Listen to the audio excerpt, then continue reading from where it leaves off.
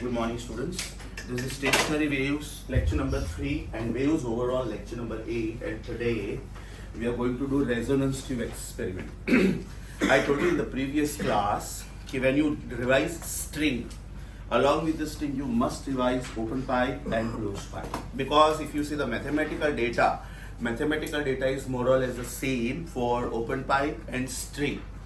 The only thing is the type of the wave which is produced on the string is transverse stationary, whereas the type of the wave which is produced in open pipe is longitudinal stationary. So if you don't substitute V as root of T by mu and V as root of E by rho, you will see the format to be exactly the same, which of course I am going to write, because when we talk about resonance tube experiment, we must have the background of open pipe and closed pipe. So today we are going to do resonance tube experiment and we'll be finishing all the MCQs which I gave you last time.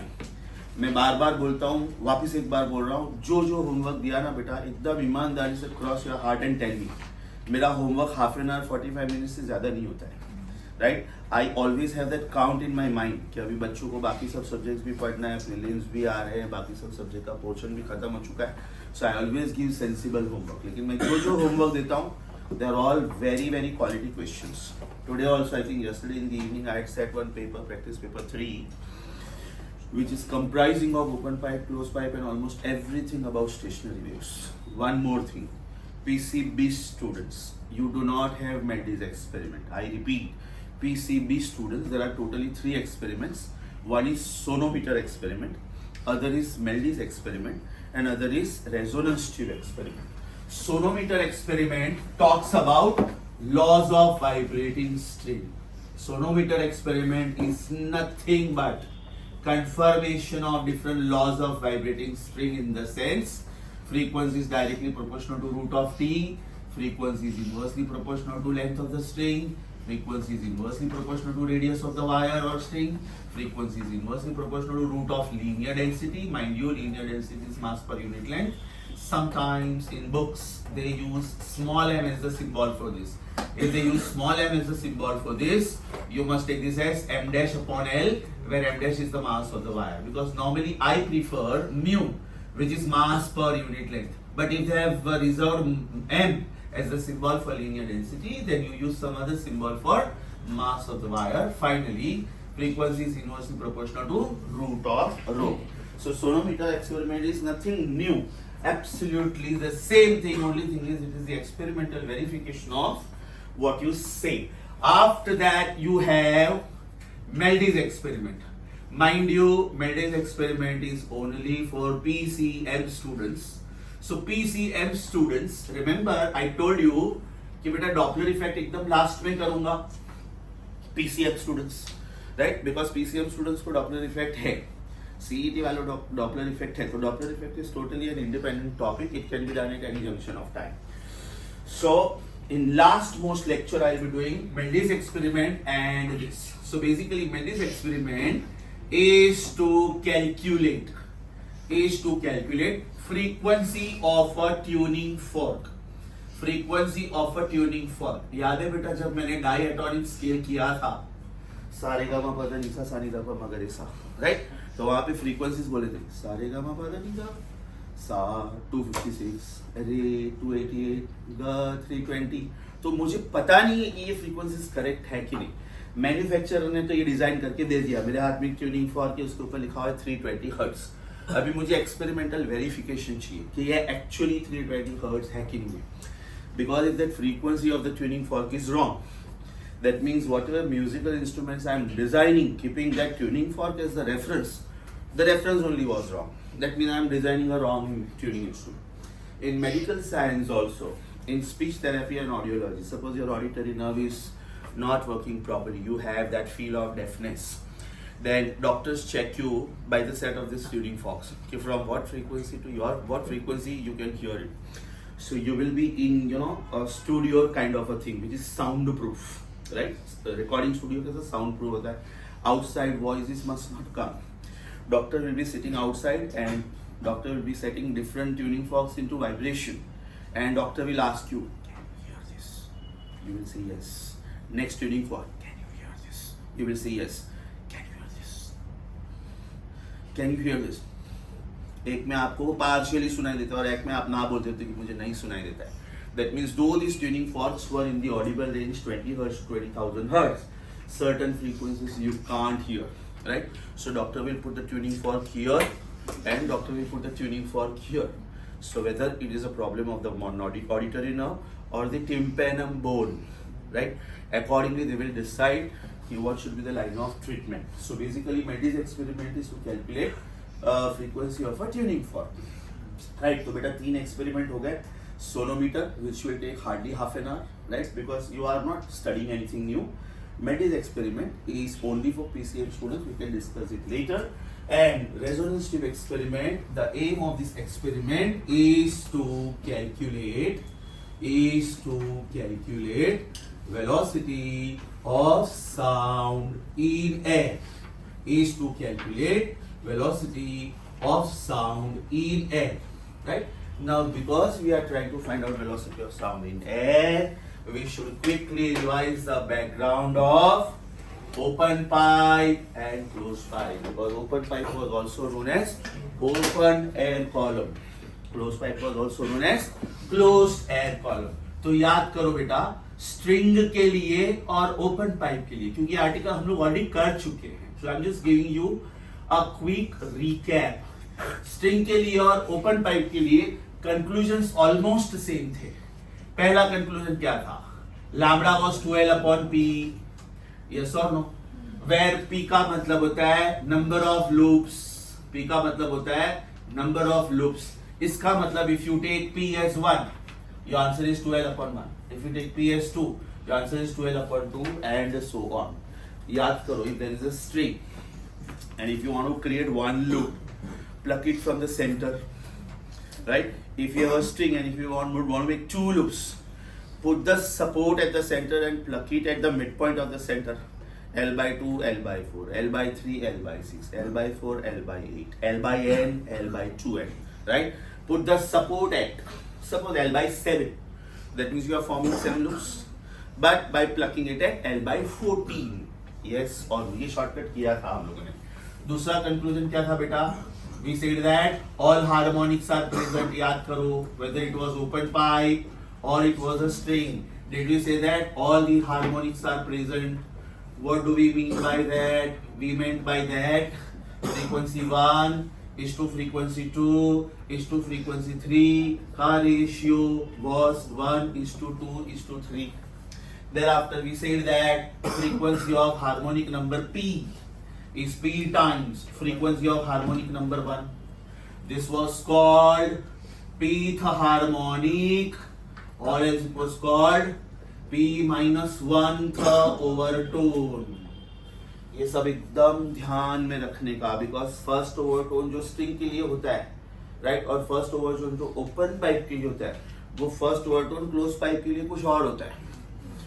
For open pipe first overtone is second harmonic, but for closed pipe first overtone is third harmonic, because closed pipe में even harmonics don't come only. So दोनों का नाम first overtone है, लेकिन दोनों का meaning अलग है. So please be careful about this. उसके बाद में बेटा एक शॉर्टकट था. What was that shortcut? Harmonic to overtone, how will you get it? And overtone to harmonic, how will you get it? Right? So हो का मतलब हम लोगों ने बोला था -1. That means 7th harmonic is 6th overtone, 9th harmonic is 8th overtone, and so on. 5th harmonic is 6th overtone. Ulta, yes or no? Right? So overtone to harmonic means add 1. Thank you. Overtone to harmonic means add 1. And finally we said that if it is a string, then number of antinodes are 1 less than number of nodes, because string may we get nan, N-A-N. So number of nodes were 1 more than number of antinodes. If it was open pipe, then it was ana, right? मतलब open pipe के लिए बेटा ये अलग था और string के लिए अलग था. यहाँ पे था antinode is node plus 1. Yes or no? By chance अगर आपको स्ट्रिंग का वेलोसिटी लिखना है, then it was root of T by mu.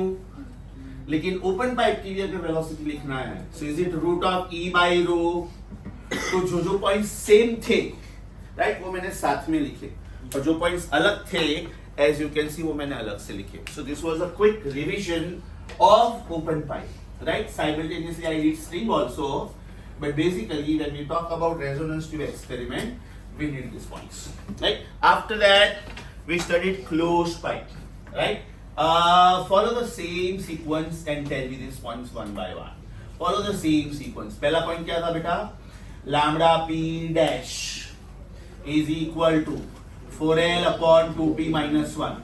ऐसा जरूरी नहीं है कि आप इसको डैश बोलो, आप इसको लैम्बडा पी भी बोल सकते हो सिर्फ, बिकॉज एग्जाम में सिर्फ क्लोज पाइप पूछेंगे या तो सिर्फ ओपन पाइप पूछेंगे, but I have advise you कि स्टडी देम टुगेदर. सो आपने इसको लैम्बडा पी बोला है तो you should not get confuse कि ये दोनों सेम है, फिर फार्मूला अलग क्यों है, right? That's why lambda P dash is it 4l upon 2p minus 1, where 2p minus 1 is going to be an odd number. Over here it is 2l upon p, so it could be written as 4l upon 2p, yes or no? 4l upon 2p, where what is the meaning of p? Number of loops.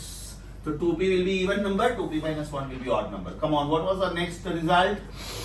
Odd harmonics only are present. Odd harmonics only are present. What was the next result? The frequencies are in the ratio. Frequencies are in the ratio 1:3:5. So f1 dash, f2 dash, f3 dash is equal to 1:3:5. Next result is fp dash is it 2p minus 1 times f1. याद करो, f1 is f, f2 is 3f, right? f2 is 3f, मतलब double करके 1 minus. f3 is 5f, 3 2s are 6 minus 1. What will be f7 dash? 13f, 7 2s are 14 minus 1. What will be f11 dash? 21 and so on. Yes or no? So this was fourth result.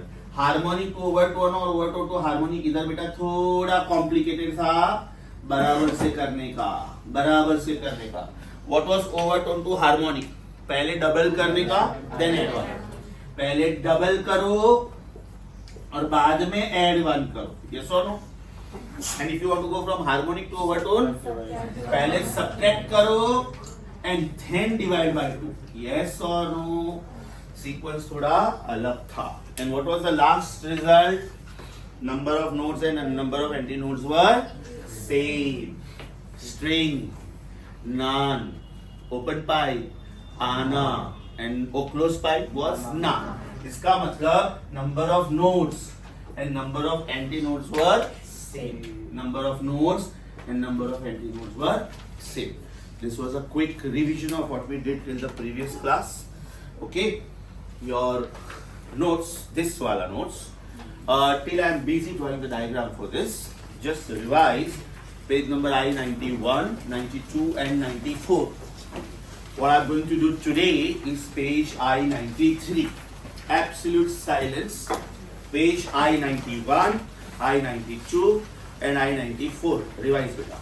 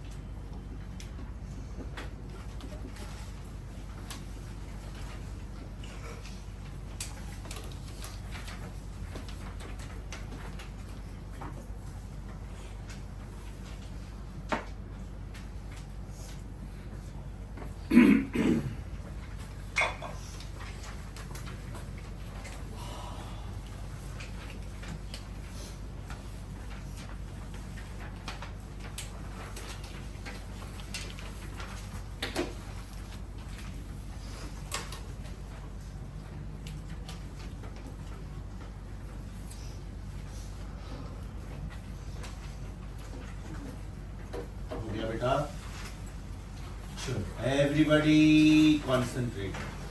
Very interesting experiment and very easy experiment in practical life. Unfortunately, you don't perform these experiments, but otherwise this is very easy. Imagine this is a glass jar. Imagine, okay, and it is a perfect uniform cylinder. Right now, this is not a perfect uniform cylinder. I have chosen this just because it is transparent. You can see what is happening inside. Okay, so this is the jar, and it is a uniform cylinder. It is empty. It is empty right now, right? That means what you get to see as the black border is a glass jar. He is actually speaking about a meter high.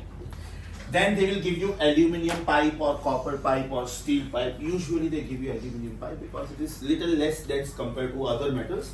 So holding the pipe and then moving it as per our requirement in upward direction or downward direction becomes easy for you. So this is that aluminium pipe.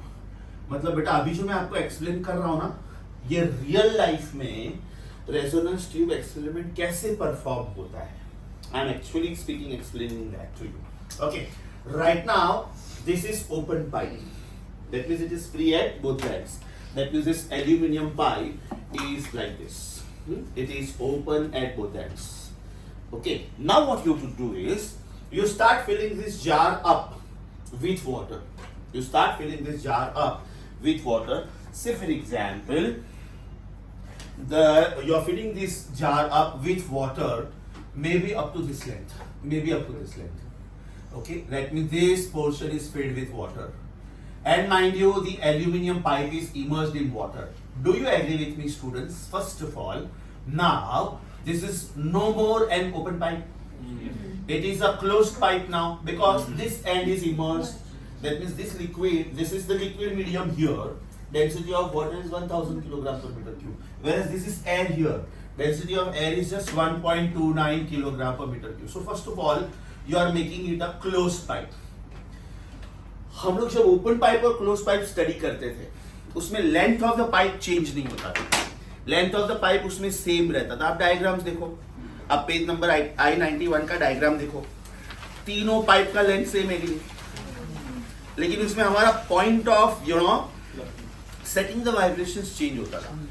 Page number I-91 के एकदम left में you got आना ANA, उसके बराबर बाजू वाला diagram ANANA, उसके बराबर बाजू वाला डायग्राम ANANANA. मतलब length was not changing. Two things were not changing, two things were changing. Length was not changing and velocity was not changing because medium was not changing. But because in the same length of the pipe, in the extreme left diagram, right, page number I-91 पे ही रहो, extreme left diagram में एक loop form हुआ था. Check करो, आधा आधा आधा ऊपर आधा नीचे. मिडल डायग्राम में 2 लूप्स फॉर्म हुए थे. थर्ड डायग्राम में 3 लूप्स फॉर्म हुए थे. Length of one loop is lambda by 2. So in the middle diagram we said 2 times lambda by 2. In the third diagram we said 3 times lambda. इसका मतलब बेटा L change नहीं हो रहा था, लैम्डा चेंज हो रहा था. इधर उल्टा होने वाला है. इधर लैम्डा चेंज नहीं करेंगे हम लोग, एल चेंज करेंगे. Because now we will move the pipe upwards. If you move the pipe upwards, इसका मतलब लेंथ ऑफ लिक्विड कॉलम कम होने वाला है and length of air column बढ़ने वाला है. लेंथ ऑफ एयर कॉलम बढ़ने वाला है. Mind you, we want to find out velocity of sounding air. That means length of air column is important for us. अगर बेटा ये पाइप लेंथ फिलहाल सपोज 1 मीटर है, ओके, एंड सपोज ये 50 centimetre है, तो लेंथ ऑफ एयर कॉलम 50 हुआ. अब मैं इसको 10 सेंटीमीटर बाहर लेके जा रहा हूं, तो कॉम्बिनेशन 60-40 हुआ. 10 सेंटीमीटर और बाहर लेके जा रहा हूं, तो कॉम्बिनेशन 70-30 हुआ. Are you getting my point? So if I take the pipe inside, length of air column is reducing, and if I take the pipe outside, length of the air column is increasing. Logic समझ में आ रहा है? Super sure. Note side में रख दो please, note side में रख दो. Now you will be given a stand over here. You will be given a stand over here, and you will be given a clamp over here, and you will be given a knob over here, right? This is a screw. This is a rotating screw. अगर आपको लगता है कि ये particular length पे आपको ये pipe को लॉक करना है, तो आप ये स्क्रू टाइट कर दो, right. First you are holding the pipe, you are immersing the pipe inside or you are taking the pipe outside. At one particular length you want to lock the pipe, right? Now at what particular length you want to lock the pipe, that particular length is known as resonating length. अब ये resonating length का मतलब क्या होता है? I am coming to that also. First let us try to understand the experimental setup. We have a glass jar, we have a metal pipe, we have a tuning fork.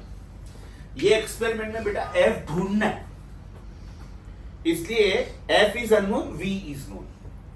ये experiment में उल्टा है, आपको V ढूंढना है, that's why F is known. Melde's experiment not there for bio but just for your knowledge. उसमें F ढूंढना है, फ्रीक्वेंसी ऑफ ट्यूनिंग फॉर्क ढूंढना है, तो उसमें वेलोसिटी ऑफ साउंड पता है. इसमें उल्टा है, आपको वेलोसिटी ऑफ साउंड ढूंढना है, right. There can not be two unknowns, तो कोई एक को तो नोन रखना पड़ेगा. So here a tuning fork will be given to you. A set of tuning forks will be given to you. You select the tuning fork of your choice. Right? Our suggestion is normally, if you want to have your calculation simple, then you select the tuning fork whose value is ending with 0. So your calculations become simple because you got 288, 256, 320, 341.4, 384. So it is your choice because anyways F is known. Right? Experimental arrangement समझा बेटा? This is the stand, this is the clamp, this is the screw. You are moving the pipe up and down, and wherever you feel you want to lock the pipe, you lock the pipe. Now see, when to lock the pipe and why to lock the pipe, right? ये pipeline बेटा जो भी है ना, ये अभी 16 inches है, ये मैं exactly 16 इंचेस ले रहा हूँ इधर, exactly मैं ये 16 इंचेस ले रहा हूँ, okay? And my diagram is not according to scale. अभी मैं इसको थोड़ा broad पाइप बता रहा हूँ. ये पाइप इतना नैरो है ना, ये थोड़ा मैं ब्रॉड पाइप बता रहा हूं, but mind you length chosen by me is the same. Length chosen by me is the same, right. Now what I will do is I will hold the pipe in one hand. Mind you, the glass jar is already filled with water, about 2/3 of its capacity. I will hold the pipe. I will take the tuning fork. Suppose this is the tuning fork. I will hammer the tuning fork on a rubber pad.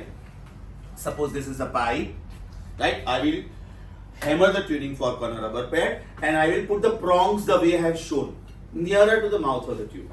It should not touch it. But if you touch it, then the prongs will stop vibrating, right?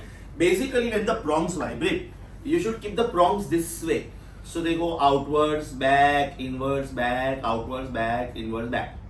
Because then those vibrations are passed on to the air column. Yes or no? And those air columns, those air particles will also start vibrating. Now two things will happen. One is the incident wave. It just strikes the water surface. Now two things will happen. Part of the wave will be reflected. And part of the wave will transmit also. It will pass through water also. तो जो incident wave है और जो reflected wave है, वो दोनों मिलकर stationary wave form करेंगे, राइट. लेकिन ये भी एयर कॉलम है, ये भी एयर कॉलम है. अब वो जो नीचे जाके वापिस आया तो तकलीफ है, because that particular wave has pass through water and then it is again interfering with the original wave. So वो जो अंदर जाने वाला वेव है, राइट. चेक करो बेटा, ये प्रॉन्ग्स आपके वाइब्रेट हो रहे हैं, यस और नो? ये प्रॉन्ग्स आपके वाइब्रेट हो रहे हैं, तो ये प्रॉन्ग्स ऐसे ही रखने का, क्योंकि अगर आपने प्रॉन्ग्स ऐसे रखा तो वाइब्रेशन ये डायरेक्शन में मूव करेगा. हम लोगों को वाइब्रेशन ये डायरेक्शन में मूव करवाना है, because then only those vibrations will pass through the pipe. Yes और no? And we want this vibrations to happen in an air column, not in this surrounding air. Logic समझा? इसलिए prongs ऐसे रखने का. Now this will be the incident wave. This wave will come here. This will be reflected wave, but a wave will pass through the pipe, through. ये wave travel करते करते करते करते करते करते बेटा इधर आएगा और इधर आके भी रिफ्लेक्ट होगा.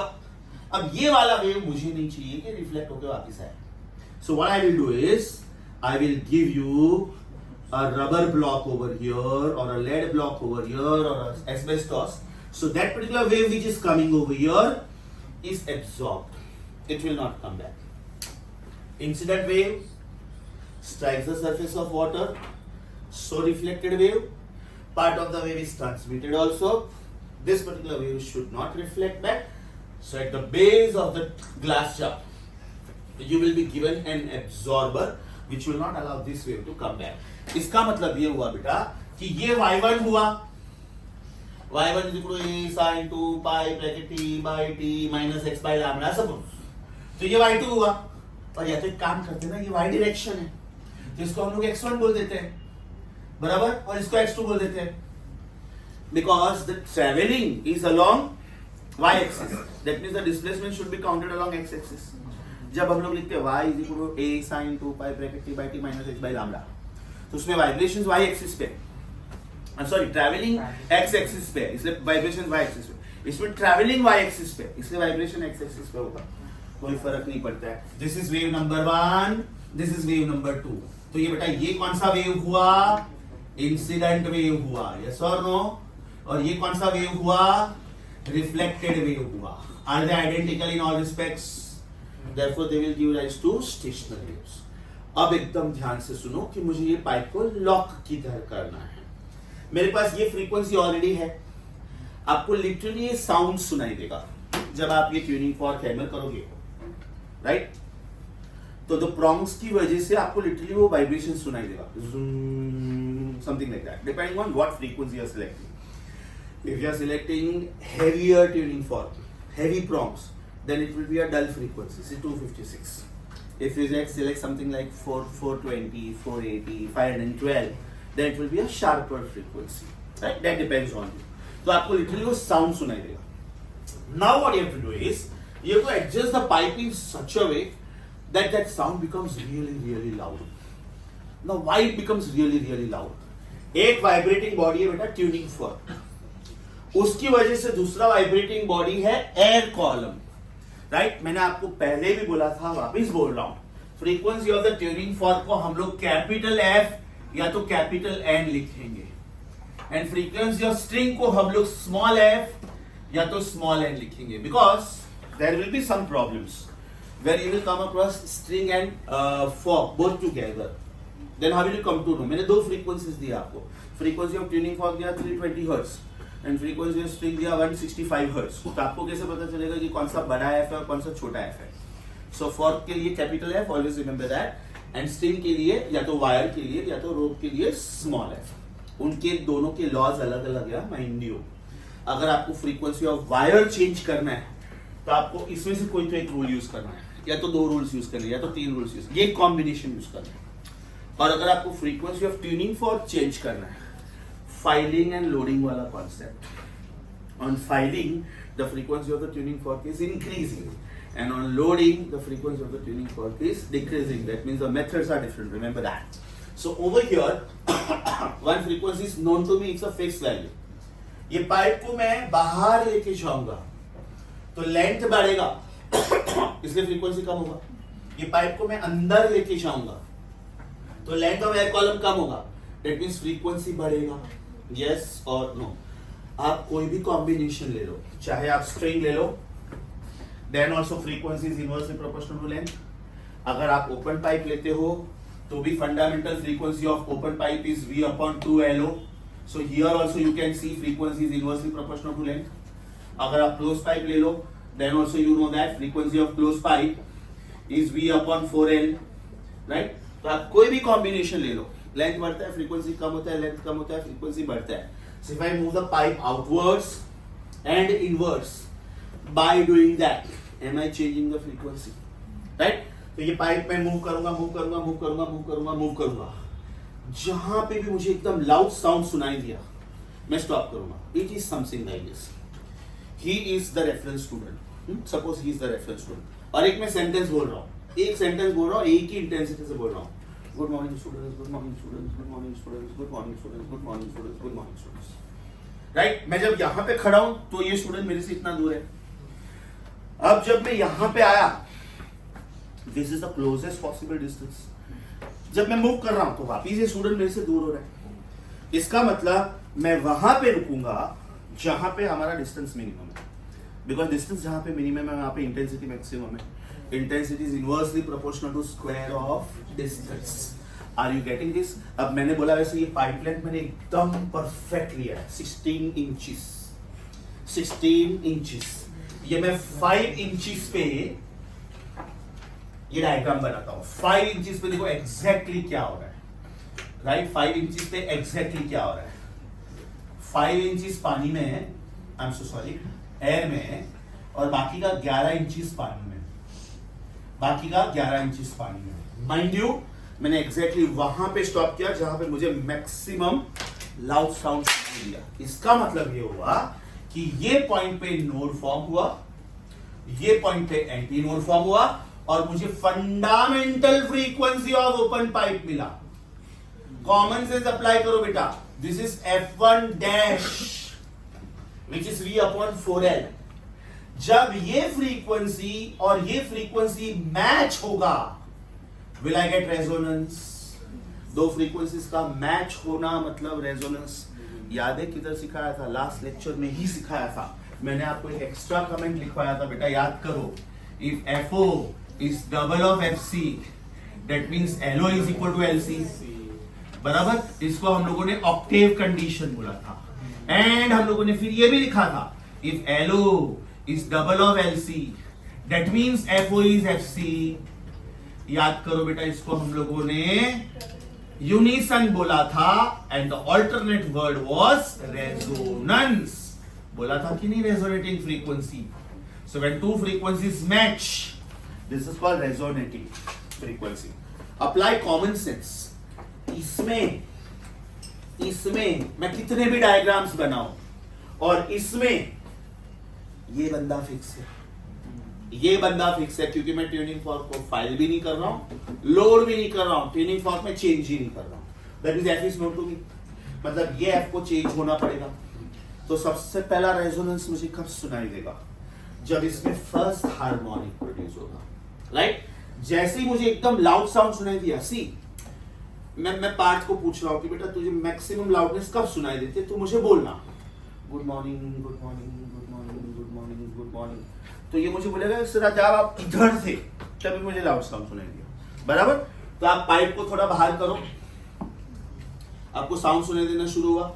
अभी पाइप को अंदर करो, वो साउंड का इंटेंसिटी कम हुआ, कम हुआ, कम हुआ, कम हुआ, कम हुआ, राइट? मतलब आप गलत डायरेक्शन में जा रहे थे। वापस पाइप को बाहर करो, इंटेंसिटी बढ़ा बढ़ा बढ़ा बढ़ा बढ़ा, एक लेवल पे आके वापस कम होगा। तो जहां पे एग्जैक्ट लाउड साउंड सुनाई दिया, that is the resonating length. अब आपको ये पाइप मूव नहीं करना है, सो लॉक कर दो। जैसे ही आपने पाइप को लॉक कर दिया, मतलब आपका एक हाथ फ्री हो गया। बिकॉज पहले क्या सिचुएशन था? आपके एक हाथ में पाइप था, आपके दूसरे हाथ में ट्यूनिंग फॉर्क था, और आप ये कर रहे थे। यस और नो? यहां पे आपको लाउड साउंड सुनाई दिया, यहां पे आपको लाउड साउंड सुनाई दिया, ये ट्यूनिंग फॉर्क आपने साइड में रखा, इसको लॉक किया। जैसे इसको लॉक किया, मतलब आपका ये हाथ फ्री हो गया अभी। यस और no? Now you simply have to use the scale. Give me a small one, please. Give me a small scale. You simply have to use the scale. You have to put it inside the jar, but outside the pipe. And you have to touch this scale just on the surface of water. Because when you just touch it on surface of water, suppose ये zero of the scale है, ये 15 centimetre का scale है, मैं 30 centimetre का scale ले सकता हूँ, मैं मीटर स्केल भी ले सकता हूँ। अभी मैंने मीटर स्केल इसलिए नहीं लिया बिकॉज बेटा अगर मैं इसको ऐसे टच करने की ट्राई करूंगा तो ये ऊपर जाएगा। I am just trying to explain you take a scale, put it inside the jar, but just touching surface of water. तो ये कितना पाइप लेंथ बाहर है ये आपको मिलेगा, and this is called resonating length. This is called resonating length. Common sense apply करो बेटा। If F is V/4L, can I say L is V/4F? Can I say L is V/4F? अभी मैं एक रफ जजमेंट लेता हूं कि मेरा ये फर्स्ट रेजोनेटिंग लेंथ क्या है। If L is V/4F, बराबर मुझे यहां पे स्मॉल f लिखना चाहिए, फिर भी मैं कैपिटल F लिख रहा हूं। Am I allowed? Yes, because frequency of fork and frequency of pipe are matching. ये स्मॉल f है ना, लेकिन फिर भी मैं इधर कैपिटल F लिख रहा हूं। अलाउड है, इसलिए अलाउड है क्योंकि मैंने रेजोनेंस पे स्टॉप किया था, राइट? ये पाइप को वहां पे मैंने लॉक किया था जहां पे मुझे लाउडेस्ट पॉसिबल साउंड सुनाई दिया। That means frequency of the vibrating air column and frequency of the tuning fork, they are matching, right?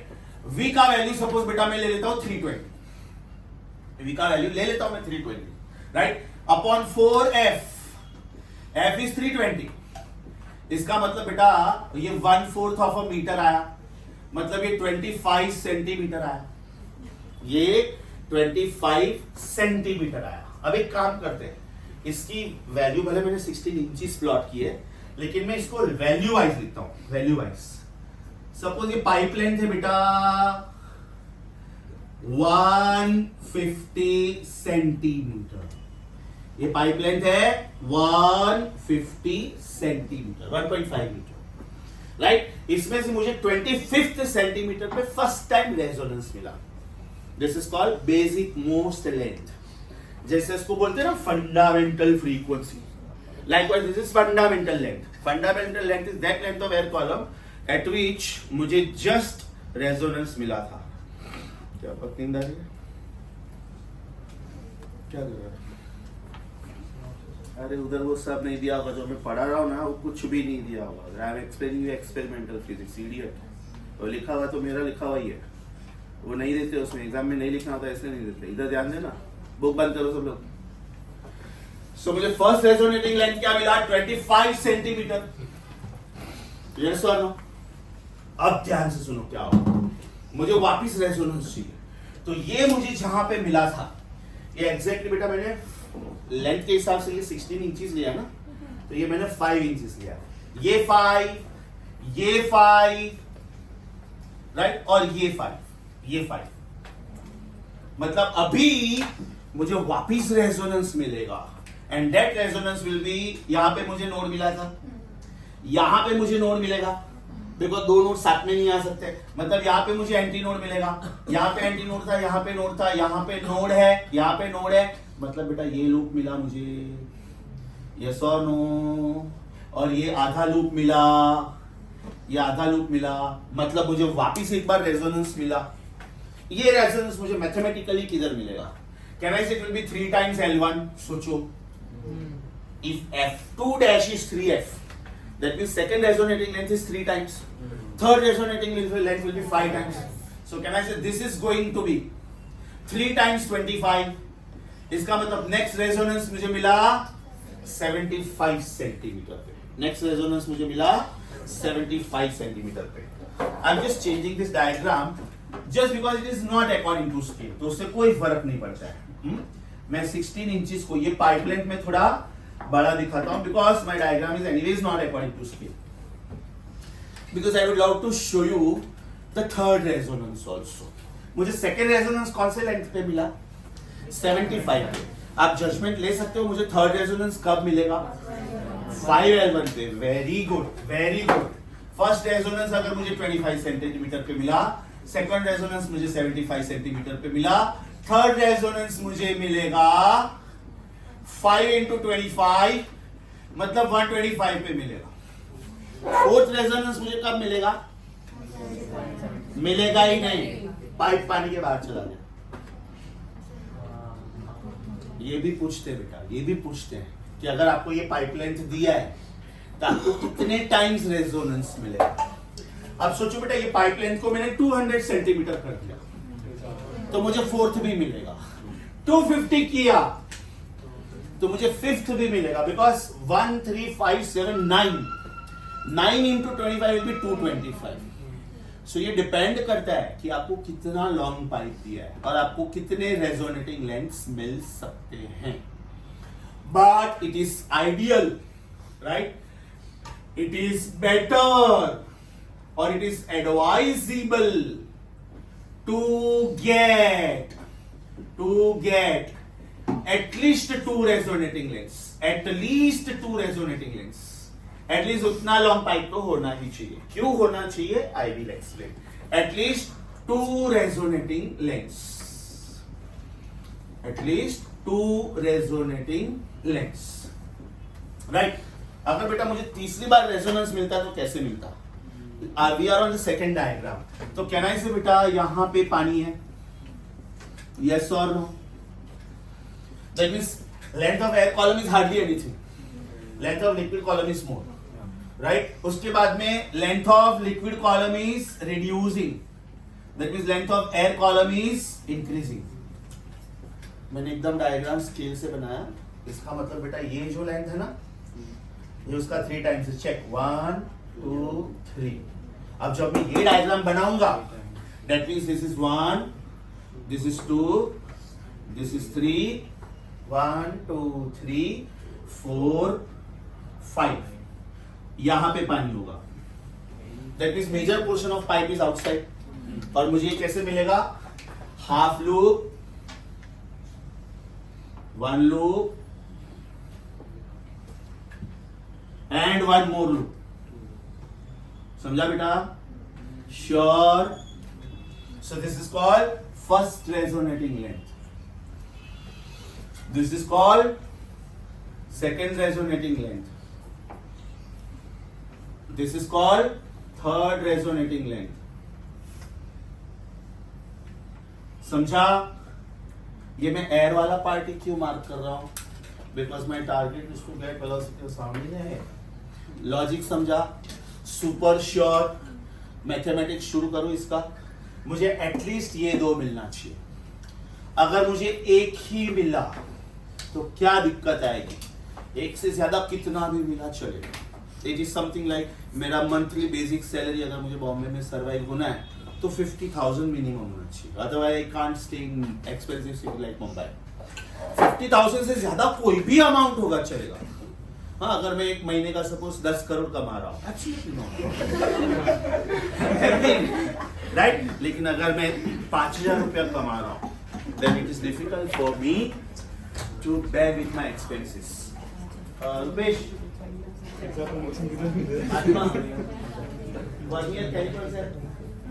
जल्दी अब ध्यान से सुनो।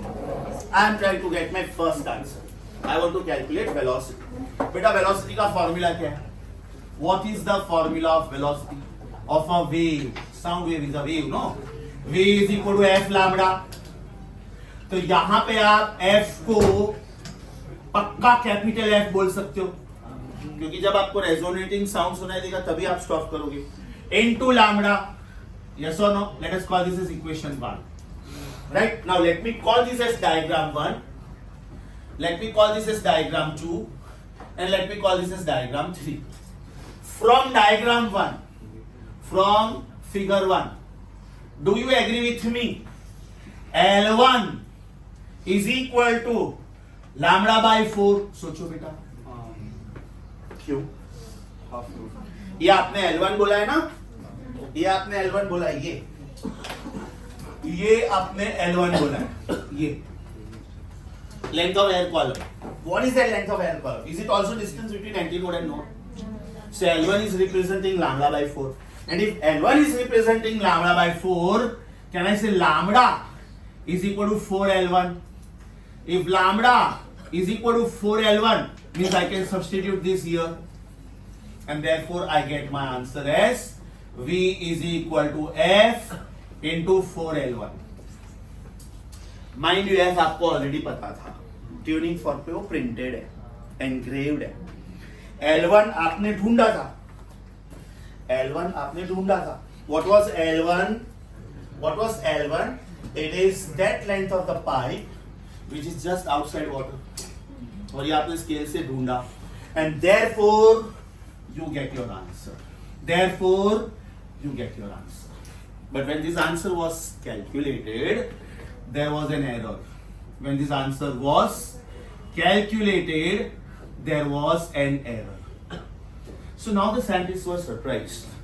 कि यार, we are using the formula V equal to root of E by rho. Right? We are not using Newton's formula because Newton got the answer 280 meters per second. Because Newton took E as Ki. Ki was pressure. We are selecting the correct formula also. Then why there is an error? मतलब I was expecting कि मेरा answer 340 आना चाहिए। Mind you 0 degree Celsius पे 331.8 आना चाहिए, room temperature पे around 340-345 आना चाहिए। तो पता चला उसमें 2-3 मीटर्स पर सेकंड का एरर था। राइट नाउ रिसर्च लेवल पे उतना एरर भी अलाउड नहीं है, right? Otherwise when you are designing other things on the basis of speed of sound, I am designing suppose hypersonic planes, supersonic planes, और मैं बोला इसकी मैक्स स्पीड 5 है, पता चला मैंने वेलोसिटी ऑफ साउंड ही गलत लिया था. So the scientists were thinking कि why we are going wrong. After some years, there was a suggestion, there was a correction suggested by a scientist, Rayleigh, and it was known as Rayleigh's correction. It was also known as end correction, and he gave very beautiful argument. He gave the argument. Thank you so much.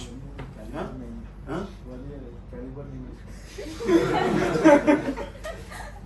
इसी को vernier callipers बोलते हैं. Caliper को उसको छोटा सा एक part होता है ना, वो माइक्रोमीटर होता है. ये बराबर है, ये सो है, ये फिर ये अपर जॉस तो एक पार्ट में से आगे moral of the story, Rayleigh gave very beautiful explanation. He said that हम लोग मान के चलते कि antinode exactly mouth of the tube पे फॉर्म होता है.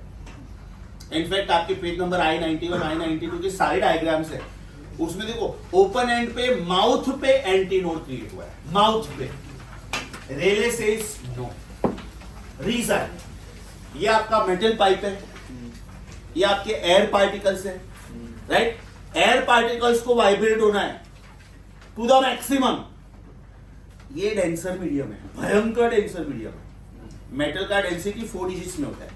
हाँ, स्टील का डेंसिटी 7,800 किलोग्राम पर मीटर क्यूब, राइट. तो ब्रास का डेंसिटी, एल्यूमिनियम का डेंसिटी 7,000 प्लस है. सामने एयर का डेंसिटी सिर्फ 1.29 है. एयर पार्टिकल्स को वाइब्रेट होना है टू द मैक्सिमम. एल्यूमिनियम नहीं, ये नहीं बोलेगा बेटा तुझे मैक्सिमम वाइब्रेट होना है ना, ले मैं अपना डायमीटर चेंज करता हूं. इसका मतलब इधर 4 जन को बैठना है, तो बेंच ये नहीं बोलेगा नहीं बेटा 6 जन बैठो, मैं बड़ी हो जाती हूँ. नो, तुम लोग सीट के बैठो, तुम लोग कंजेस्टेड बैठो, तुम लोग अपने पांव बाहर लाओ, तुम लोग पांव अपने बाहर लाओ. बेंच बड़ा नहीं होने वाला है. Moral of the story, the diameter of the pipe can not change. इसका मतलब एयर पार्टिकल्स को माउथ ऑफ द ट्यूब पे मैक्सिमम फ्रीडम नहीं मिलता है, थोड़ा बाहर आके मिलता है, थोड़ा बाहर. So according to Rayleigh, antinode बेटा यहां पे फॉर्म नहीं होता है, एंटीनोड थोड़ा बाहर फॉर्म होता है, राइट. तो ये जो थोड़ा बाहर फॉर्म होता है, right, the extra length which you get outside the mouth of the tube was known as Rayleigh's correction. It was denoted as E, and that E was calculated by Mr. Rayleigh as 0.3 times internal diameter of the pipe. Internal diameter of the pipe. ये वाला diameter नहीं, अंदर वाला. Because these vibrations are happening inside, they are not happening on the surface of the tube. So, according to Rayleigh, when you're taking L is equal to lambda by 4, is a wrong thing. When you say L is equal to lambda by 4, is a wrong thing. Applying end correction, because now you want to get accurate answer. Applying end correction, बेटा correct formula क्या लिखना चाहिए? L is lambda by 4 कि L plus E is lambda by 4 कि L is lambda by 4 plus E. L plus E is lambda by 4 because antinode इधर form नहीं हुआ है, एंटीनोड बाहर फॉर्म हुआ है. इसका मतलब L1 plus E is distance between node and antinode. Distance between node and antinode is not between the red and the red, it is between red and the black. समझ में आ रहा है? मैं एक ही डायग्राम में वो करेक्शन बता रहा हूं ताकि आपको पता चले वो मिस्टेक क्यों आया था. When the answer was calculated, it was this which was counted as lambda by 4. After some years, Rayleigh suggested, no, it is not this, it should be this and this. Means you should apply end correction because the air particles are getting freedom to vibrate to the maximum amplitude, what you call it as antinode, outside the tube. So after applying end correction, बेटा मेरा first answer क्या होना चाहिए? L1 plus E is equal to lambda by 4. Right? इसका मतलब lambda is 4 times L1 plus E. इसका मतलब F lambda is 4 times F times L1 plus E. इसका मतलब left hand side is V. V is F lambda ना, and therefore this is the correct answer. This is the correct answer. V का answer बेटा ये भी है और V का आंसर ये भी था, बट इसमें एरर आया था. वो एरर कैसे एलिमिनेट हुआ समझा, and this was found to be the perfect answer, right. How to find out end correction? To find out end correction you will need vernier calipers. You will need vernier calipers. सब लोगों ने बेटा vernier callipers देखा है कि नहीं देखा है? कुछ लोगों ने नहीं देखा होगा जो सीईटी वाले स्टूडेंट्स हैं. ये बेटा वर्नियर कैलिपर्स है. Okay, this are jaws. Okay, this can be moved this way, this can be moved this way, this can be moved this way. If you want to find out the external diameter, right, this is a cylinder, मुझे इसका external diameter ढूंढना है तो मैं ये वाले jaws use करूंगा. Okay, over here I can see main scale and there is a window here which is called vernier scale. Main scale का 9 divisions will match with vernier scale का 10 divisions. ये आपका जब नॉर्मल स्केल होता है ना, normal, ठीक है, metre scale, the minimum reading which it can give you is 1 millimetre. The minimum reading which this can give is 0.1 millimeter. मतलब सपोज मेरा आंसर आया बेटा 6 और 7 मिलीमीटर के बीच में, तो मैं इससे लूंगा ना, तो मुझे कोई राउंड फिगर जज करना पड़ेगा. या तो मैं बोलूंगा 6 मिलीमीटर है, या तो मैं बोलूंगा 7 मिलीमीटर है. बट एक्यूरेसी वाइज ये कुछ भी हो सकता है ना. It could be 6.1 millimetre, 6.2 millimetre, 6.7 millimetre. Then I will use this. इससे भी ज्यादा एक्यूरेट डिवाइस है micrometer screw gauge, which can measure 0.01 millimetre. मतलब मेरा आंसर 6.5 और 6.6 मिलीमीटर के बीच में आया, तो अभी वो 6.51, 6.52 कुछ भी हो सकता है. I will go with micrometer screw gauge. अगर मुझे इसका एक्सटर्नल डायमीटर ढूंढना है, I will use this jaws and then I will check मेरा मेन स्केल का रीडिंग वर्नियर स्केल के कौन से रीडिंग के साथ मैच होता है. तो my main scale reading plus vernier scale reading into least count is 0.1. ये बेटा मैथमेटिक्स समझ में नहीं आया, कोई बात नहीं है, याद इतना ही रखो, इससे ज्यादा एक्यूरेट ये इंस्ट्रूमेंट है, इससे ज्यादा accurate micrometer screw gauge, right. अगर मुझे इसका इंटरनल डायमीटर मेजर करना है, एक्सटर्नल में मैंने इसको इधर रखा था, इंटरनल में मैं ये जॉज रखूंगा, यस और नो, इसमें मैं ये जॉज रखूंगा. अब ये लॉक हो गया. See, I am not holding the cap. ये दो जॉज के बीच में मैंने लॉक किया. I will take my readings here again. So this will give me the internal diameter of the tube. इसका मतलब ये हुआ कि अगर मुझे एंड करेक्शन ढूंढना है, जो कि मुझे ढूंढना ही है क्योंकि मुझे एक्यूरेट आंसर चाहिए, तो मेरे लिए एंड करेक्शन ढूंढने के लिए डायमीटर कंपलसरी हो गया. डायमीटर ढूंढने के लिए I can not use this, because if I use this and if I put it on the diameter like this, क्या गारंटी है कि ये डायमीटर है? हो सकता है ये कोई और कॉर्ड है, मुझे क्या गारंटी कि ये डायमीटर ही है. And again, इसका limitation is it will give me correct answer up to 1 millimeter. मुझे और ज्यादा accurate answer चाहिए. I want to go up to 0.1 millimeter. Are you getting this? इसका मतलब if I want accurate answer, this is compulsory for me. This is compulsory for me. Are you getting this? अब examiner बोलता है कि नहीं मुझे accurate answer चाहिए. मैं बोला okay sir, दिया आपको. Examiner बोलता है sorry, वर्नियर कैलिपर्स खो गया. वर्नियर कैलिपर्स है ही नहीं. मैं बोला सर आपको एक्यूरेट भी आंसर चाहिए, आपको ये आंसर नहीं चाहिए, आपको ये भी चाहिए, मुझे ये चाहिए. आप बोलते हो नहीं है वर्नियर कैलिपर्स. कोई बात नहीं sir, give me a longer pipe, give me a longer pipe, right. अगर आप मुझे 50 सेंटीमीटर का पाइप दोगे तो मैं आपको करेक्ट आंसर नहीं दे पाऊंगा, क्योंकि मेरा ये लेंथ आया, बाद में 75 आया ही नहीं, क्योंकि मुझे आपने मुझे पाइप ही नहीं दिया sufficiently long. Right? So how to calculate velocity of sound accurately without vernier calipers? Without vernier calipers. What if I stop vibrating? ऐसा क्यों कर रहा है?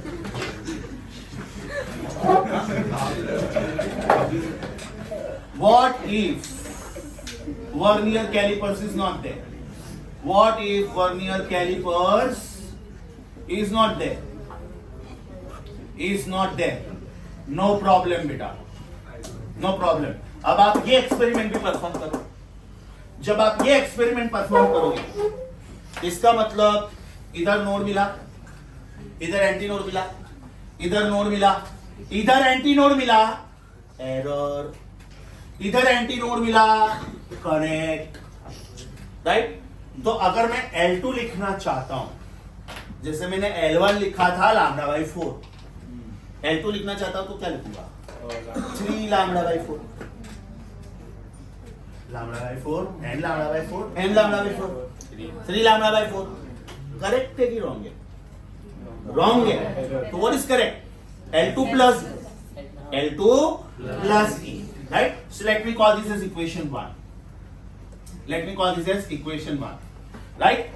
Can I say L2 plus E will be equal to 3 times lambda by 4? Right? Let me call this as equation 2. ये right equation है कि wrong?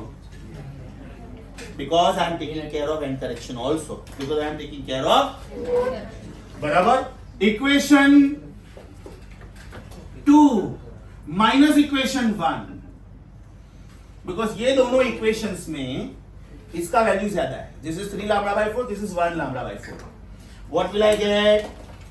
L2 plus E minus L1 plus E is equal to 3 lambda by 4 minus 1 lambda by 4. Oh lovely. Sir आपने मुझे vernier callipers नहीं दिया तो ठीक है सर, मैं भी E नहीं ढूंढूंगा. चलो सर, मैं भी E नहीं ढूंढूंगा. But then you have to give me sufficiently longer pipe. So I can get at least 2 resonating lengths. समझ में आया? At least 2 resonating. ज्यादा मिला चलेगा. 50,000 चाहिए मुझे. ज्यादा मिला चलेगा. कम नहीं होना चाहिए. Because अगर कम हुआ तो फिर मैं बोलूंगा सर मुझे second resonating length नहीं मिल रहा है. हाँ, आप वर्नियर कैलिपर्स दो मुझे. Otherwise don't expect that I will give you accurate answer. And I will expect that you will give me full marks. Because you did not allow me to take the accurate answer. Logic समझा बेटा? So what is L2 minus L1? Is it lambda by 2? Right? If L2 minus L1 is lambda by 2, इसका मतलब lambda is equal to twice L2 minus L1. इसका मतलब F lambda is twice F L2 minus L1. इसका मतलब velocity of sound is twice F L2 minus L1. This is the formula without end correction, but still it gives you accurate answer. This is the formula with end correction, so gives you accurate answer. Yes or no?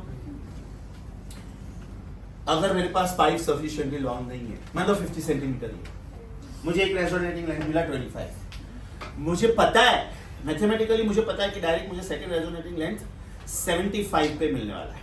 Yes और no? और 75 तो pipe length ही नहीं है. So I will have to be happy with this, right? For that I need this reading compulsory.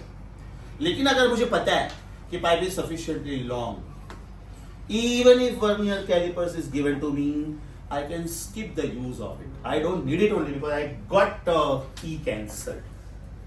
अब examiner बोलता है नहीं vernier callipers खो गया है बस, तो भी तू मुझे एंड करेक्शन ढूंढ के बता. वर्नियर कैलिपर्स खो गया तो भी मुझे तू एंड करेक्शन ढूंढ के बता. अब मैं क्या करूंगा, इसमें बेटा मैंने इक्वेशन 2 माइनस इक्वेशन 1 लिया था. मुझे E उड़ाना था, लैम्डा बचाना था. अभी मैं उल्टा करूंगा, मुझे E बचाना है और मुझे लैम्डा उड़ाना है. So in place of equation 2 minus equation 1 I will go for substitute 1 into substitute equation 1 into. ये आपका इक्वेशन 2 है, ये आपका इक्वेशन 2 है. लैम्डा बाई 4 है इधर, मेरे पास लैम्डा बाई 4 है इधर, तो जिधर मुझे लैम्डा बाई 4 दिख रहा है उधर मैं L1 प्लस E लिखूंगा. इस बार मुझे E बचाना है, लैम्डा उड़ाना है. Right? So when I do that what will I get? When I do that, what will I get? I will get L2 plus E is 3 times L1 plus E. Yes or no? ध्यान से देखो बेटा, lambda गया, E बचा. So this gives me L2 plus E is 3 times L1 plus 3 times E. That gives me 2 times E is L2 minus 3 L1, and therefore E is equal to L2 minus 3 L1 upon 2. This is end correction without diameter. Vernier callipers है तो मैं and correction ऐसे ढूंढूंगा, vernier callipers नहीं है तो ऐसे ढूंढूंगा. लेकिन इसके लिए मुझे सफिशिएंटली लॉन्ग पाइप चाहिए. Now a weird question may come in your mind, and if it is not coming in your mind, I am putting it in your mind. You say, but L2 is 3L1. तो ये zero नहीं हो जाएगा क्या? Obviously no. This L2 is 3L1 when you neglect end correction. मतलब जो 25, 75, 125 ये सब गिनते थे, ये विदाउट एंड करेक्शन था. अब मान लो एंड करेक्शन है 0.1, तो ये 25 प्लस 0.1 हुआ, ये 75 प्लस 0.1 हुआ, 0.3 नहीं हुआ, क्योंकि एंड करेक्शन सिर्फ ओपन एंड पे दिखता है, अंदर अंदर भी नहीं दिखता है. एक तो और फिर एक ही तो और, एंड करेक्शन सिर्फ ऊपर दिखता है. Are you getting my point? अच्छे से समझा? अब ध्यान से देखोगे ना बेटा, तो this is not 3 times this. How can 75.1 be 3 times 25.1? If it's 75.3 होना चाहिए, ये 125.5 होना चाहिए. तो ऐसा मत सोचना कि sir L2 is 3 times L1 and therefore end correction गया. वो लोग जब एग्जैक्ट लेंथ देंगे, that means they only want you to neglect end correction. और ऐसे प्रॉब्लम्स में लिटरली लिख के आएगा, neglecting end correction, give his answer. Okay sir, then be happy with this answer. Is that clear? इसमें error आएगा, इसमें से एरर एलिमिनेट हुआ, एग्जामिनर ने बोला 9 वर्नियर कैलिपर्स नहीं है मेरे पास, फिर भी मुझे एग्जैक्ट आंसर चाहिए. कोई बात नहीं sir, give me sufficiently long pipe, this is my answer without and correction, correct answer. Examiner बोलेगा 9 वर्नियर कैलिपर्स नहीं है, फिर भी एंड करेक्शन ढूंढ के बता, no problem sir, give me sufficiently long pipe. तो बेटा जब आप ये सीक्वेंस ऑफ इक्वेशंस लिखोगे, मान लो आपके पास बहुत ही लॉन्ग पाइप है, ये बेटा समंदर में यूज होता है, रिफाइनरीज में. आपको जब पेट्रोल किधर है, डीजल किधर है, वो ढूंढना है कौन से रॉक्स पे, तो वो कितना डीप है, तो उसमें वो लोग इतना लॉन्ग पाइप यूज करते हैं, शाफ्ट यूज करते हैं, वो रॉक को डीप करते हैं, फिर देखते हैं उसमें पेट्रोलियम प्रोडक्ट्स मिलता है कि right. So those are very very deep pipes. Sonar machine में you go well deep. So in that case, if you can get multiple answers, what will be the sequence of equations you will write?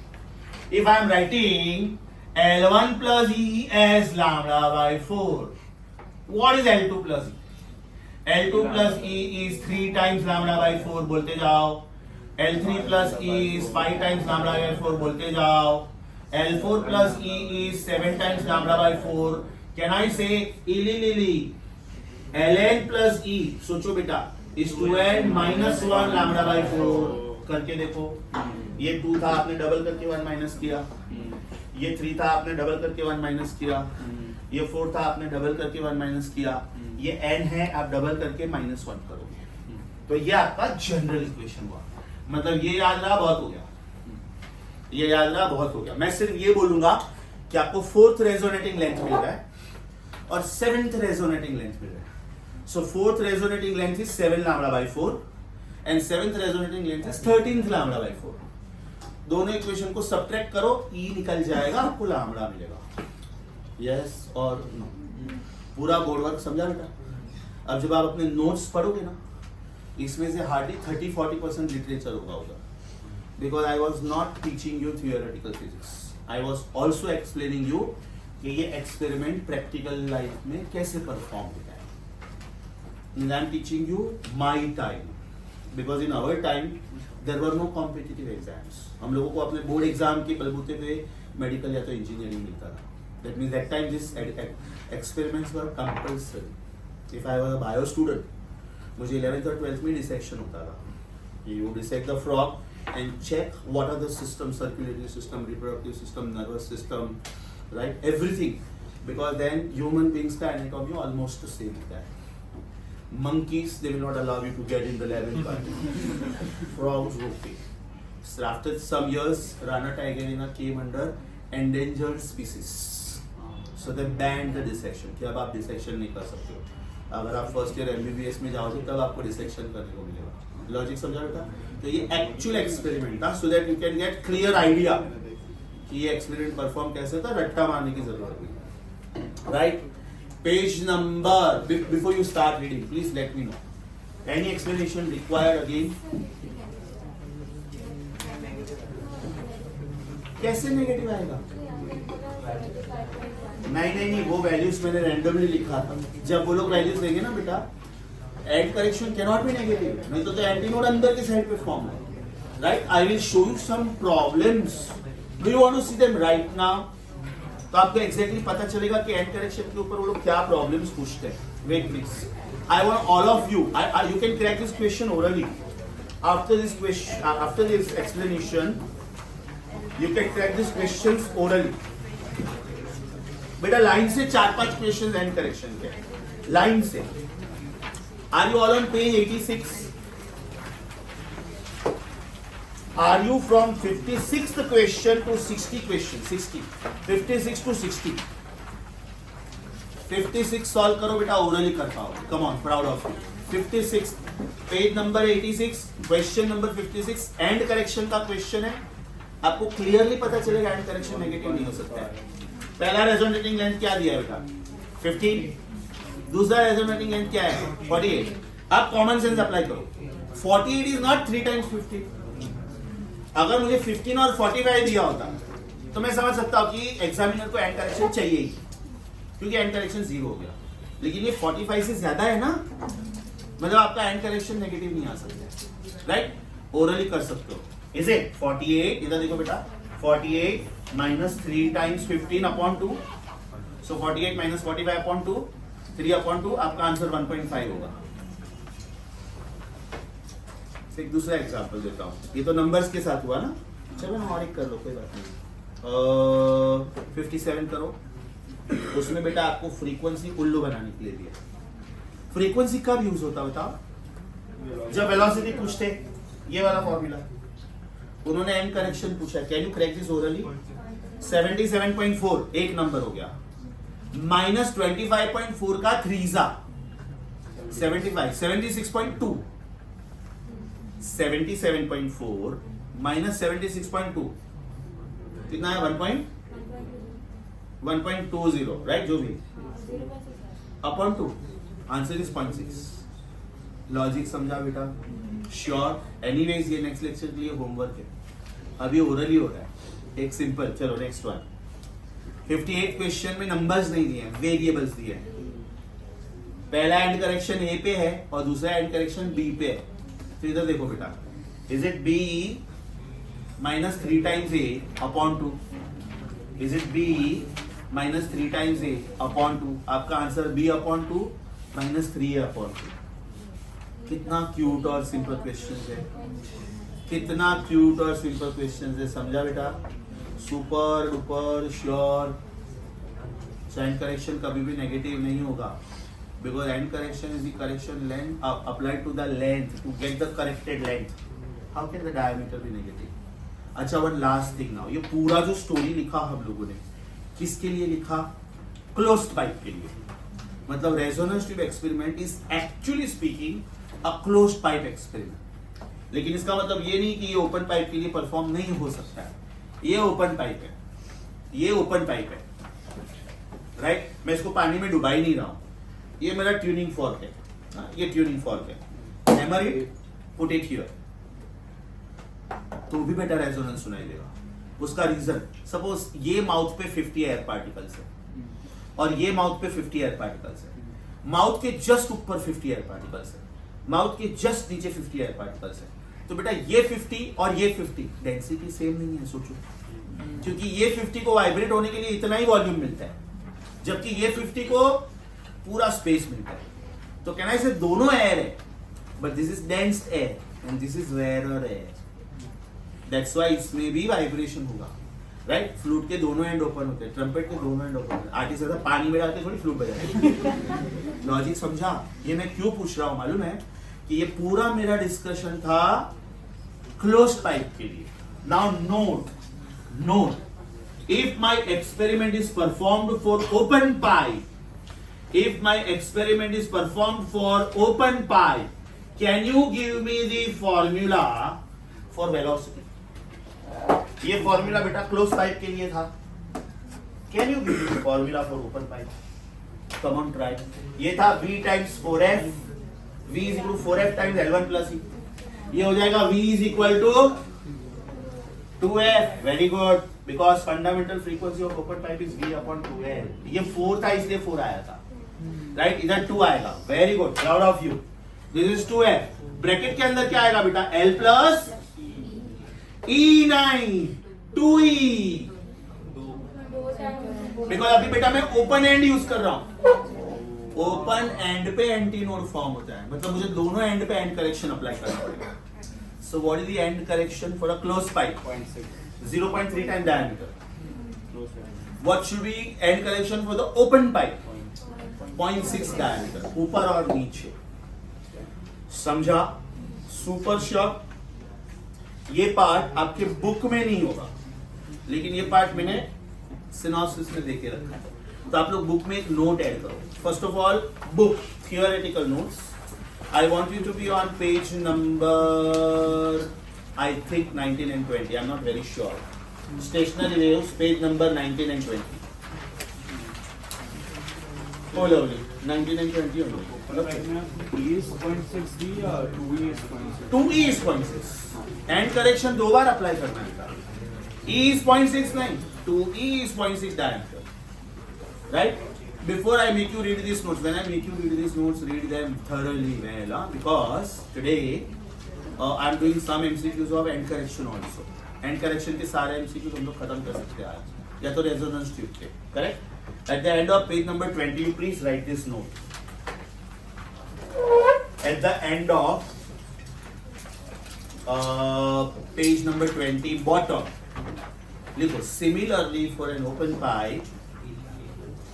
Similarly, for an open pipe, V is equal to 2F L plus 2E.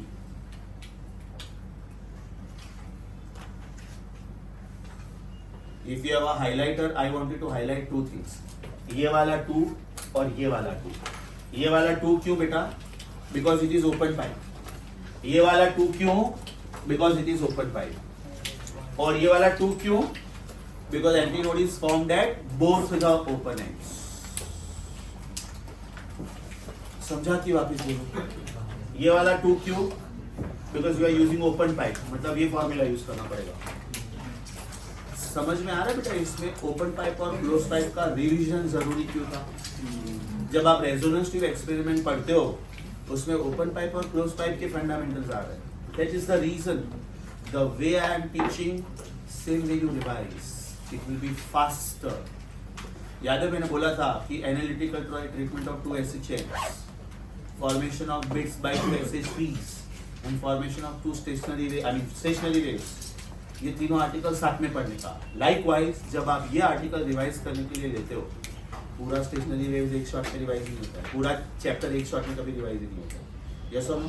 तो तभी open pipe string और close pipe साथ में revise करना. Okay, note add किया बेटा? Page number 19-20 एकदम ध्यान से. पेज नंबर 19-20 एकदम ध्यान से.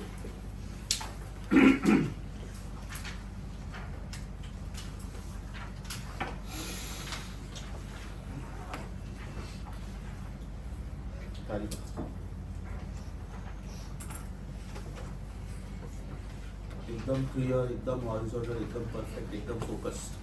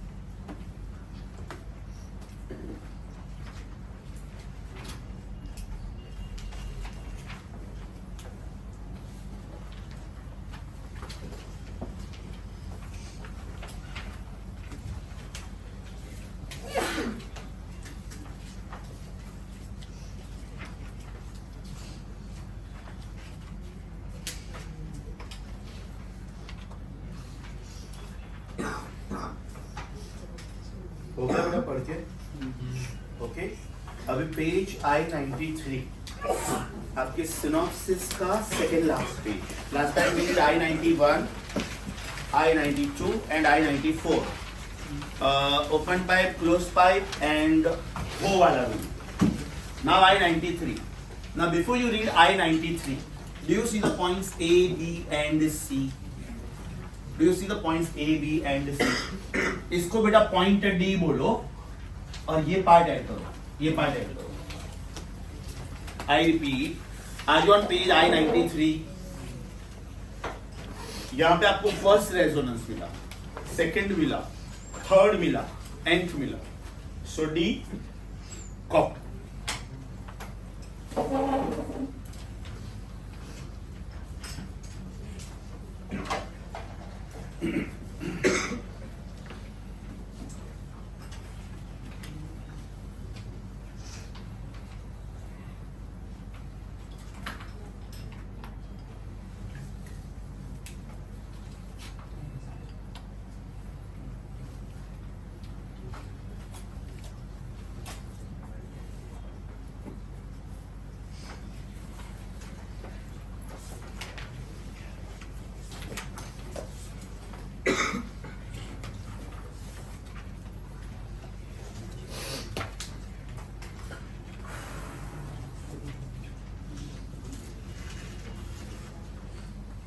ऐड हो गया बेटा. चलो revise that page. Revise page I-93.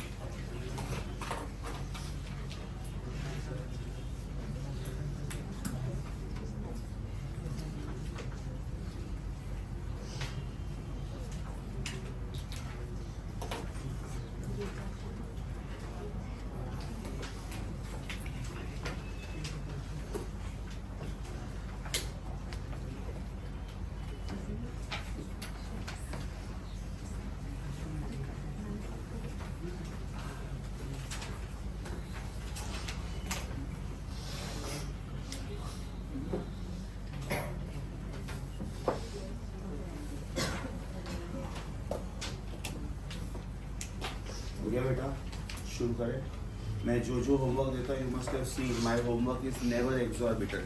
I always keep in mind कि now you have to study other subjects also, right. काफ़ी सारा पोर्शन खत्म होने को आया है. पीसीएम का या तो पीसीबी का फुल एग्जाम आने वाला है. So what ever homework I give you, do and come. Last time जो मैंने होमवर्क दिया था, I think it was not for more than 1 hour. Okay, शुरू करें. ये असाइनमेंट 2 का होमवर्क था, but before that move on to assignment 1 please, because whatever MCQs we can do now from assignment 1. sorry 5 minute रुक जा बेटा, announce करता हूँ. 5 मिनट रुक जा. Are you on assignment 1 everyone? Assignment ध्यान से देखो. Assignment 1 to 35 all was done. 1 to 35 all was done. 36 to 40 में we cannot do 36 and 37. Reason Meldy's. Bio students Meldy's not there for you. Okay. 38 अपना हो चुका था. 39 नहीं हुआ था, अभी हो सकता है. 39 नहीं हुआ था, अभी हो सकता है. End correction is 0.3 times diameter. That is 0.6 times radius. It's a closed tube. If it is a closed tube, answer is Bombay. If it was open tube, answer is Delhi. If it was open tube, answer should be Delhi. Why? Because end correction should be applied at both the ends. Answer was Bombay. 40, 41, 42, 43 हो चुका था. 44 कर सकते हैं. सोचो बेटा. What is the meaning of end correction?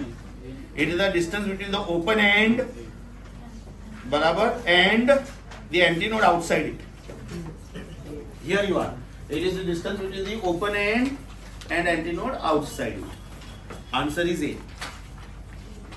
45th मस्त question. खोपड़ी मार्क करो बेटा, खोपड़ी मार्क करो. हाँ, जरा ध्यान से सुनो, जरा ध्यान से सुनो. Did you get the first resonance here?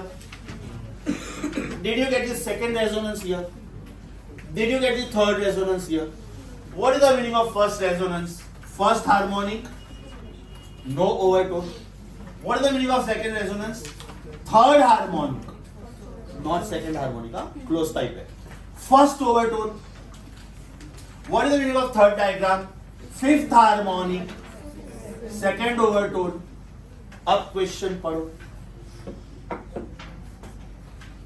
जब लोग रेजोनेंस ट्यूब एक्सपेरिमेंट में ये नहीं बोलते ना कि ये क्लोज पाइप है कि ओपन पाइप है, माइंड यू क्लोज पाइप ही है, मतलब एक्चुअल एक्सपेरिमेंट परफॉर्म करने का तरीका ये है। वो लास्ट में मैंने जो नोट दिया था ना, that was additional special feature कि सपोज आप ये एक्सपेरिमेंट एयर में परफॉर्म करते तो आंसर क्या होगा, राइट? क्या दिया है उधर? व्हाट पर्टिकुलर एंटीनोड या तो node, what is second resonance. सुनो बेटा ध्यान से, ये फर्स्ट रेजोनेंस हुआ, ये सेकंड रेजोनेंस हुआ, ये थर्ड रेजोनेंस हुआ। That means they are talking about this. Second resonance मतलब फर्स्ट ओवरटोन मतलब third harmonic. I strongly recommend, भले रफ तो रफ तीनों डायग्राम्स बनाओ, भले रफ तो रफ लेकिन तीनों डायग्राम्स बनाओ, लेबलिंग करो। ये फर्स्ट रेजोनेंस है, ये सेकंड रेजोनेंस है, ये थर्ड रेजोनेंस है। दैट मींस ये फर्स्ट हार्मोनिक है, ये थर्ड हार्मोनिक है, ये फिफ्थ हार्मोनिक है, मतलब ये फर्स्ट ओवरटोन है, ये सेकंड ओवरटोन है। आपका आंसर मिडिल वाला डायग्राम, मतलब मिडिल वाला डायग्राम मतलब first overtone. Your answer is Bombay.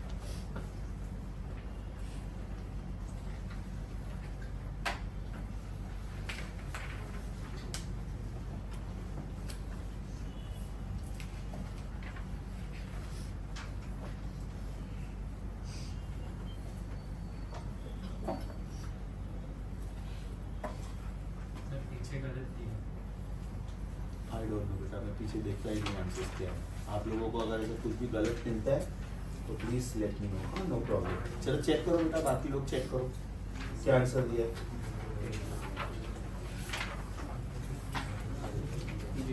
Check करो प्लीज एक बार।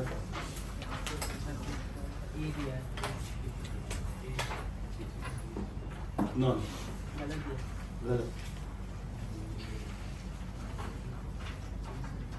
उन्होंने सेकंड रेजोनेंस बोला है ना, उन्होंने क्लियरली सेकंड रेजोनेंस बोला है। ये फर्स्ट रेजोनेंस हुआ, ये सेकंड रेजोनेंस हुआ, ये थर्ड रेजोनेंस हुआ।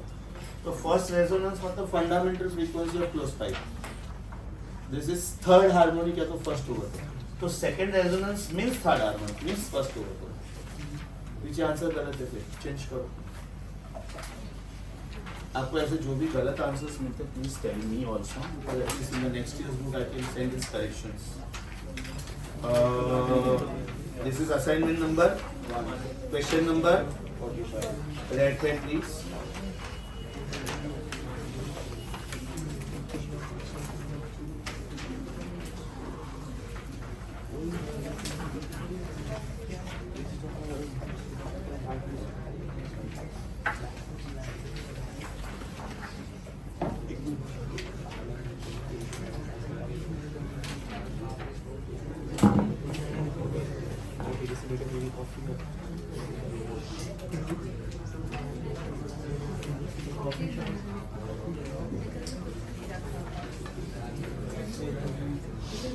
अच्छा,